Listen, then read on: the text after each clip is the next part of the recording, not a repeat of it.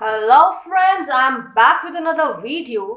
और बात करेंगे इसमें नॉलेज एंड करिकुलम सब्जेक्ट के topic principles of curriculum development के बारे में।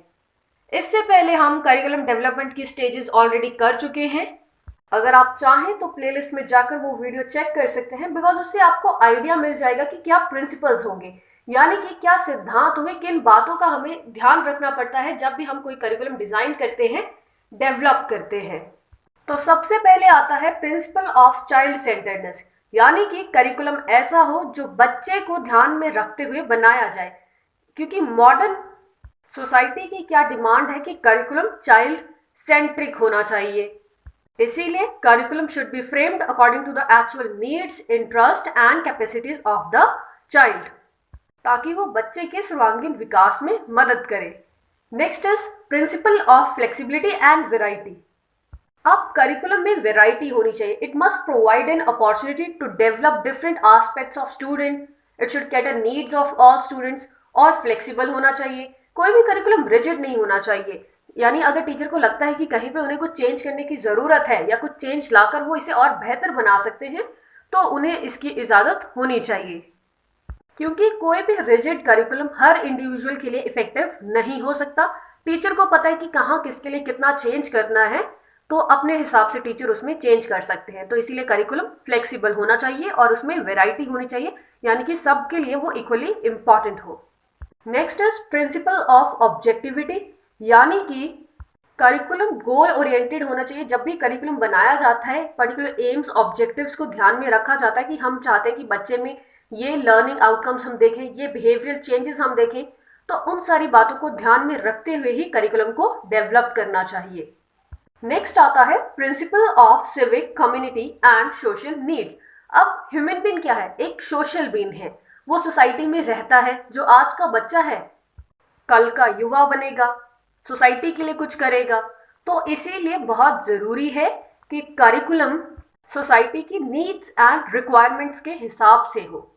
It should include all those activities which are performed by members of larger community outside the boundaries of the school.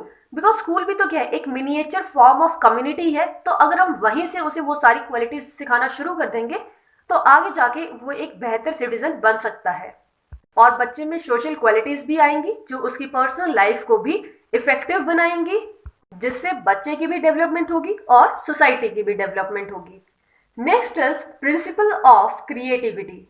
Curriculum ऐसा होना चाहिए जो बच्चे के अंदर जो एबिलिटीज हैं उन्हें और ज्यादा वाइडन करने में मदद करे, यानी कि बच्चों के अंदर क्रिएटिविटी आए, सृजनात्मकता आए, बच्चे की थिंकिंग पावर इंप्रूव हो, डाइवर्जेंट थिंकर बने, वो सभी दिशाओं में सोच सके, बच्चों को क्रिएटिव बनाए ताकि बच्चे का सोशल और प्रोफेशनल डेवलपमेंट दोनों हो पाए। Next is principle of forward looking. अब modern education life centred education भी है। इसका सिर्फ इतना ही एम नहीं है कि अभी की जो सिचुएशंस है उससे बच्चा डील कर पाए, बल्कि इसका मेन एम ये है कि बच्चा फ्यूचर के लिए भी तैयार हो पाए। फ्यूचर में अगर कोई प्रॉब्लम उसके ऊपर आती है, कोई रिस्पॉन्सिबिलिटी उसके शोल्डर्स पर आती है, तो वो उसे अच्छे ढंग से निभा पाए। तो उसी हिसाब से हमें बच्चों को तैयार करना है। So in framing the curriculum we must take into consideration the future needs of the child as well as the needs of the society. Next is principle of integration and correlation. अब subject जो है वो logically और psychologically arranged होने चाहिए, बच्चे की needs के हिसाब से होने चाहिए, इंटरेस्ट के हिसाब से होने चाहिए, एक दूसरे के साथ इंटर रिलेटेड होने चाहिए। क्योंकि अगर इंटर रिलेटेड होगी कोई चीज़ तो बच्चे उसे आसानी से समझ पाएंगे और प्रॉपर मैनर में चीज़ें याद भी कर पाएंगे, जान पाएंगे। फॉर एग्जाम्पल, जो हम लैंग्वेज की नॉलेज लेते हैं वो कहीं ना कहीं हमें मैथ्स में भी काम आ रही है। जब हम स्टेटमेंट वाले सम सॉल्व करते हैं, जैसे थर्मोडायनेमिक्स एक ऐसा टॉपिक है जो केमिस्ट्री में भी आता है, फिजिक्स में भी आता है, और मैथ के बहुत सारे कैलकुलेशंस हैं, बहुत सारे फंडास हैं जो हम फिजिक्स केमिस्ट्री में भी यूज करते हैं। तो इस तरीके से करिकुलम में जो सब्जेक्ट्स होने चाहिए वो इंटीग्रेटेड होने चाहिए और कोरिलेटेड होने चाहिए। Next is principle of individual differences. अब एक क्लास में बहुत से अलग से बच्चे होते हैं, हर किसी की मेंटल प्रोसेस अलग है, इंटरेस्ट अलग है, एप्टीट्यूड्स अलग है, एटीट्यूड अलग है, एबिलिटीज अलग है, स्किल्स अलग है, सोचने का नजरिया अलग है, और ये सारी क्वालिटीज इनेट होती है। तो करिकुलम ऐसा होना चाहिए जो हर इंडिविजुअल के लिए इक्वली बेनिफिशियल हो, इक्वल अपॉर्चुनिटी उन्हें प्रोवाइड करवाए, for self expression and development. इसीलिए कहा जाता है कि करिकुलम क्या होना चाहिए, फ्लेक्सिबल होना चाहिए, ताकि वो सारे बच्चों की ज़रूरतों के हिसाब से टीचर उसे मोल्ड कर पाए। Next is principle of utilisation of लेयर टाइम, यानी कि अपने फ्री टाइम को भी हम अच्छे तरीके से, कंस्ट्रक्टिव तरीके से यूटिलाइज कर सके, ऐसा करिकुलम होना चाहिए। सेकेंडरी एजुकेशन कमीशन ने भी कहा था that the curriculum should be designed to train the students not only for work but for लेयर ऑल्सो, यानी कि ऐसा करिकुलम ऐसा होना चाहिए कि ये नहीं कि बच्चों को सिर्फ काम के लिए बताए, बल्कि जब वो फ्री हो तब भी उनके पास कुछ ऐसा होना चाहिए कि वो कुछ कंस्ट्रक्टिव ही करे। बिकॉज जब बच्चा खाली रहता है तो हो सकता है कि वो कुछ शैतानी हरकतों के बारे में सोचे, तो इस तरीके का करिकुलम बनाओ कि तब भी वो कुछ कंस्ट्रक्टिव करने का ही सोचे। For example variety of subjects होने चाहिए, games, sports, fine arts, crafts, ये सारी चीज़ें होनी चाहिए, क्योंकि इससे क्या होगा, बच्चे का सोशल आर्टिस्टिक इंटरेस्ट भी बढ़ेगा, और अगर वो इस फील्ड में बहुत ज़्यादा अच्छा करता है तो आगे जाके इसी फील्ड को अपना वोकेशन भी बना सकता है, खुद को फाइनेंशियली स्टेबल करके इंडिपेंडेंट भी बन सकता है। तो करिकुलम इस तरीके से डिज़ाइन किया जाना चाहिए, या ये बातें करिकुलम बनाते वक्त ध्यान में रखनी चाहिए।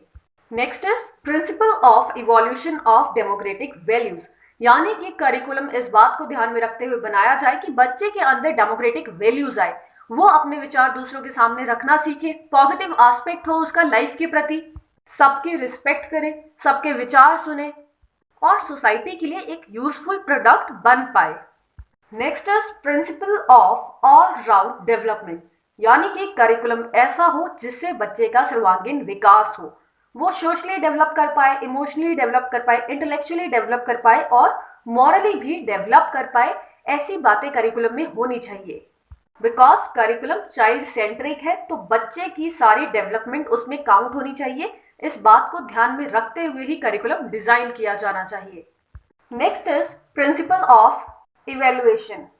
अब इवेल्युएशन होता है टीचर्स के द्वारा, तो करिकुलम ऐसा होना चाहिए जिसमें इवेल्युएशन का भी प्रॉपर स्कोप हो, बिकॉज उसी से टीचर्स को पता चलेगा, करिकुलम डिजाइनर्स को पता चलेगा कि जो उन्होंने करिकुलम डिजाइन किया है, डेवलप किया है, वो कितना ज़्यादा इफेक्टिव रहा है, उसके गोल्स, ऑब्जेक्टिव्स को वो कितना अचीव कर पाए हैं, या कहाँ पर क्या कमी है।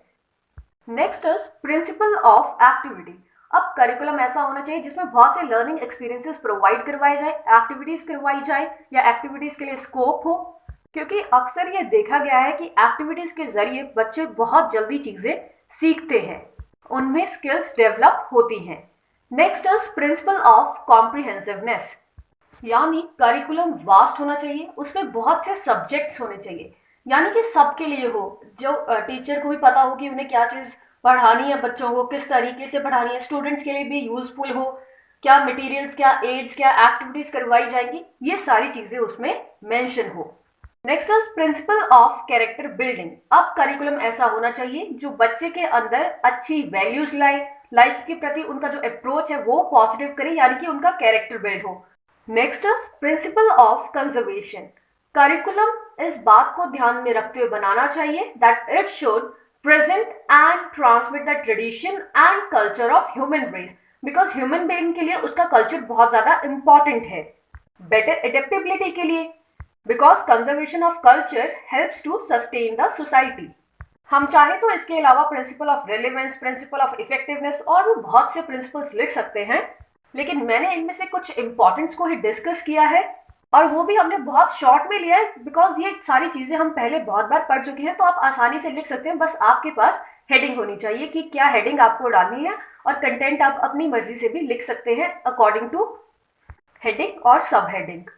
सो आई होप आपको ये टॉपिक क्लियर हो गया हो। फिर भी कहीं पे भी कुछ डाउट है तो आप कमेंट सेक्शन में मुझसे पूछ सकते हैं, और अगर वीडियो इन्फॉर्मेटिव लगी हो तो लाइक शेयर जरूर करें। Thank you and stay connected for more videos.